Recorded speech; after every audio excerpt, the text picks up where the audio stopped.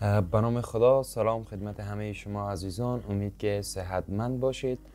قصد دارم در این ویدیو شما را با فرایند ثبت نام پاسپورت آشنا کنم. بعد از دیدن این ویدیو شما می توانید خودتان در پاسپورت راحت ثبت نام کنید بدون کدام مشکلی. فرایند ثبت نام پاسپورت در کامپیوتر و موبایل هیچ فرقی نمی کند. می توانید این مراحل را که من از طریق کامپیوتر پیش میبرم شما از طریق موبایل پیش ببرید. پس امیدوارم این ویدیو را تا آخر بیننده باشید و شما می توانید با سابسکرایب، لایک و کامنت از من حمایت کنید.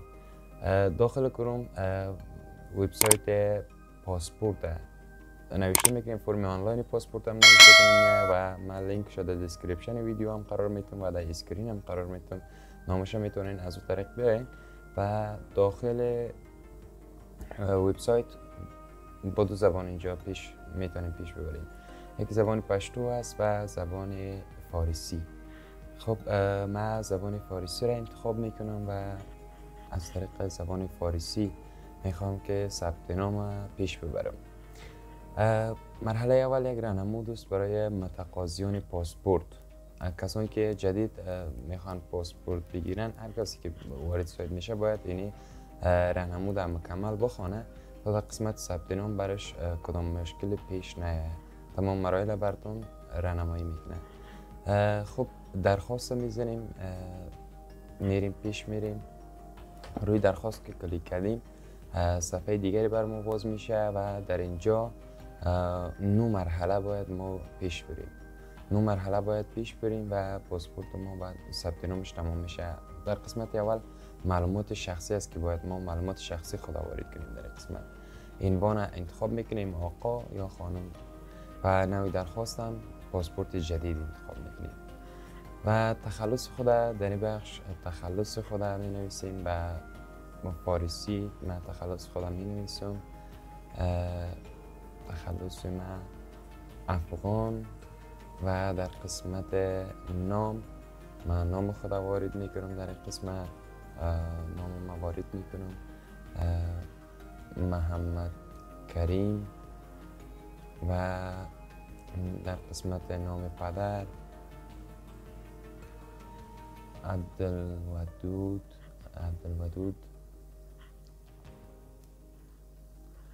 و نام پدر کلانم پیدا محمد. و در این بخش تخلص به انگلیسی باید همون مشخصاتی که تخلص نام و نام پدر کلان وارد کردیم در این بخش به انگلیسی واردش میکنیم که من می نویسم تخلص خود افغان و نامم به انگلیسی باید بنویسم محمد کریم.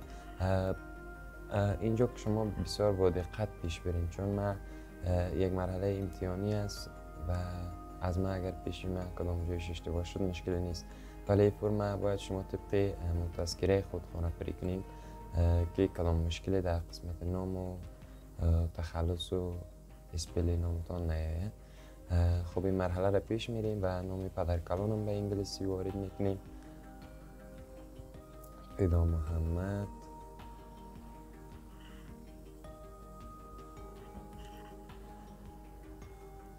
و تاریخ تولد به شمسی. تاریخ تولد خوب دقت کنین، از روی تذکره خود باید وارد کنین. من تاریخ تولد به شمسی وارد میکنم. تاریخ تولد 1382 و تاریخ تولد به میلادی خودش همزمان تبدیل میشه، ضرورت نیست که به میلادی هم تبدیل کنیم. خب اینجا باید هر کس دلخواه است که شغلشه، اگر میتونه شغلشه بزنه و یا هم بیشتر که در پاسپورت ثبت نام میکنه مردم شغل آزاد و بخش خانم خانه انتخاب میکنن. شغل ما انتخاب کردیم شغل آزاد و محل تولد بدخشان و سکونت فعلی رو من انتخاب میکنم. سکونت فعلی رو سکونت فعلی کندوز، من کندوز انتخاب کنم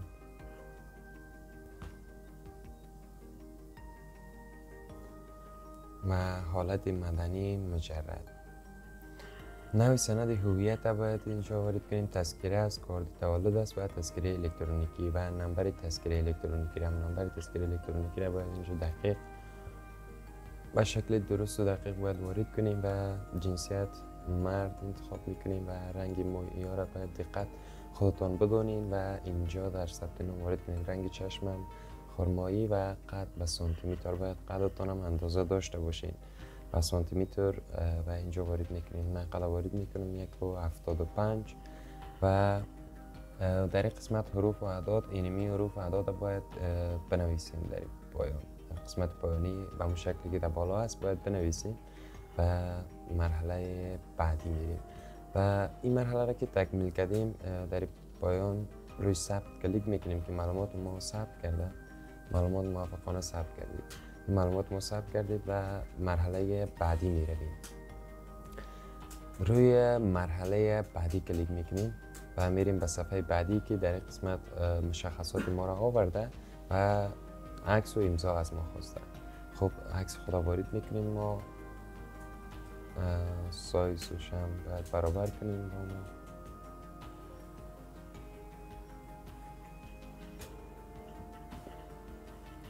سایزش هم برابر میکنیم و امضای خدا وارد میکنیم. در این قسمت امضایتون هم میتونین روی یک ورق سفید امضا کنین، باز تصویر بگیرین وارد کنین، هیچ مشکلی ندارد و روی ثبت کلیک میکنیم که معلومات ما هم ثبت شود.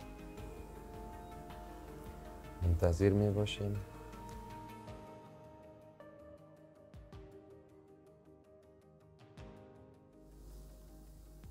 این معلومات ما هم که ثبت شد روی بعدی کلیک میکنیم و مرحله بعدی میرویم.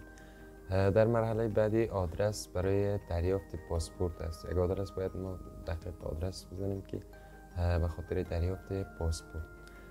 آدرس بدخشان، ولایت بدخشان و شماره تماس ضروری است که باید شماره تماس خود درج کنیم. شماره تماسی که فعال است او را باید بگیریم در شماره تماس و در قسمت پایان آدرس مکمل خانه را باید وارد کنیم که من وارد میکنم. در قسمت پایان آدرس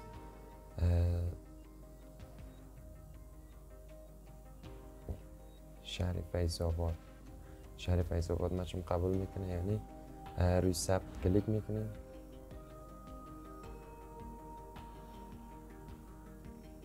منتظر میباشیم که این معلومات ما هم ثبت شود. خب متاسفانه تعداد متقاضیان تاریخ مورد نظر به حد اکثرش رسیده دیگه پیش نمیره.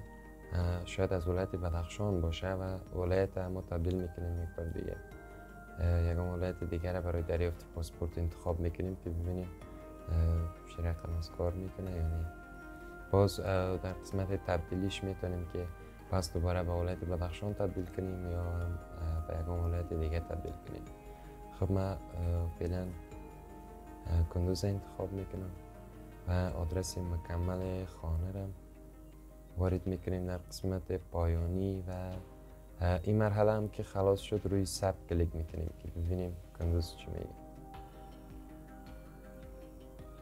منتظر میباشیم تا این مرحله و دیتای ما ثبت کرده.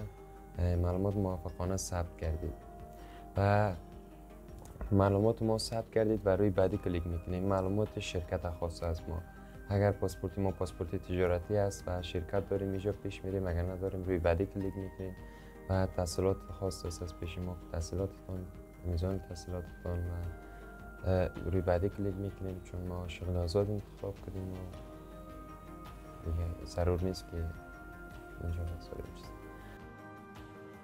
پاسپورت قبلی خود ما نداریم و روی بعدی هم کلیک میکنیم و سابقه جرمی هم نداریم. روی بعدی کلیک میکنیم و ایجاد درخواست مرحله آخری است که باید یعنی معلومات تکمیل کنیم و درخواست خود تکمیل میکنیم. نوع پاسپورت خود انتخاب میکنیم، مادی و مدت پاسپورت خود انتخاب میکنیم که مدت پاسپورت ما که 5 ساله است و 10 ساله است.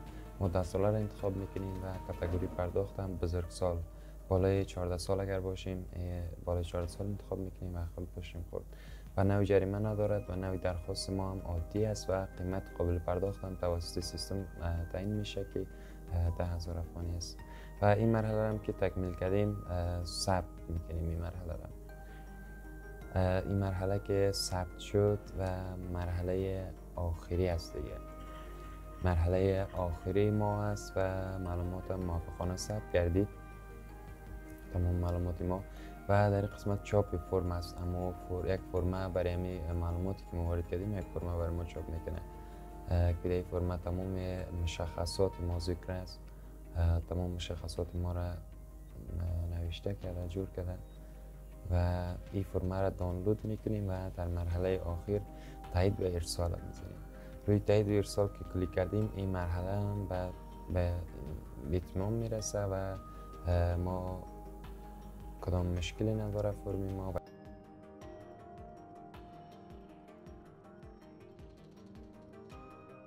خب اینجا هم از ما خواسته که یک بار دیگه معلوماتتون رو چک کنیم که اشتباه نباشه. ما میگیم نه، معلومات ما کدام اشتباهی نداره، کدام چیز درست وارد کردیم. پس روی تایید کلیک میکنیم. روی تایید کلیک کردیم تمام میشه. اینجا دیگه مرحله به آخر میرسه. پس دوباره از سر میگرده معلومات شخصی که بخوایم کسی دیگه ثبت نام کنیم. و در اینجا یک منوی دیگه داریم به نام جستجو است که روی جستجو کلیک میکنیم. این برای کسایی هست که قبلا ثبت نام کردن اما حالا میخوان که هم پاسپورت خود چک کنن که تاریخش زده یا نه، پاسپورت تاریخ زده یا نه. و اینجا بر اساس بارکد میتونیم که چک کنیم و اینجا بر اساس مشخصات خود وارد میکنیم و فرم ما را میاره. اگر تاریخ زده باشه اونجا تاریخ بر ما معلوم میکنه که این تاریخ نه شما میتونین بین بایومتریک کنین و یا هم پاسپورت خود بگیرین. خب دوستان عزیز، تشکر، سلامت باشین از اینکه وقت گذاشتین و ویدیو را تا آخر تماشا کردین. ویدیوهای ما را لایک، کامنت و در قسمت کامنت نظرات و انتقاداتتان را با ما شریک کنید. ما انشاءالله در حد توان با نظرات و انتقادات شما پیش میرویم. سلامت باشین، زنده باشین تا ویدیوهای بعدی. شما را به خداوند یکتا میسپارم.